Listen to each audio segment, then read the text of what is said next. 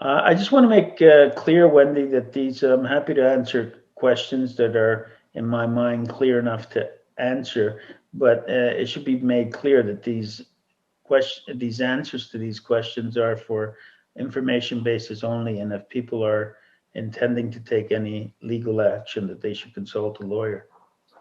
So that's clear because things change with the facts. And so if there's any facts in the questions that I'm not made aware of, proper legal advice can't be given. So these are basic informational questions and basic informational answers based on the question. Thanks for joining us today, Rocco. Thanks for having me, Wendy. So today's question is anonymous. Can hospitals require that patients and guests be vaccinated or tested to enter the hospital? Mainly asking about the labor and delivery ward. Can you refuse and still get treated as a patient and or a guest? Well, there are two answers to that. The question to both answers is yes. I'm sorry, they're not entitled to require that you be vaxxed or tested to visit. Second of all, they should be treating you even though if you're not vaxxed.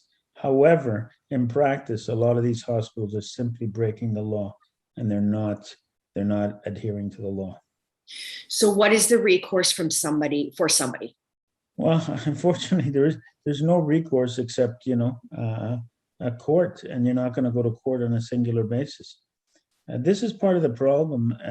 The reason we have this state of lawlessness where the government officials are acting like fascists is because they know how difficult it is to redress. Because if you insist on walking in despite their refusal, they just call the police, and the police, generally speaking, are not going to come in there and adjudicate. They're just going to haul you out. Yeah. That's the unfortunate situation. Okay. All right. So I can say also in the upcoming health workers action we're taking, we're going to take that issue on, saying that we're going to seek a declaration that patients and visitors should be treated and allowed access without proving that they've been vaccinated. Well, isn't there something to be said about that's our tax dollars as well, in terms of we have right of access to something like that and that service? Well, that's another issue. We're also going to be pleading no taxation without representation. You're being excluded from the services that you support through your tax dollars. Right. Right. Okay. So, thank you for that. Okay.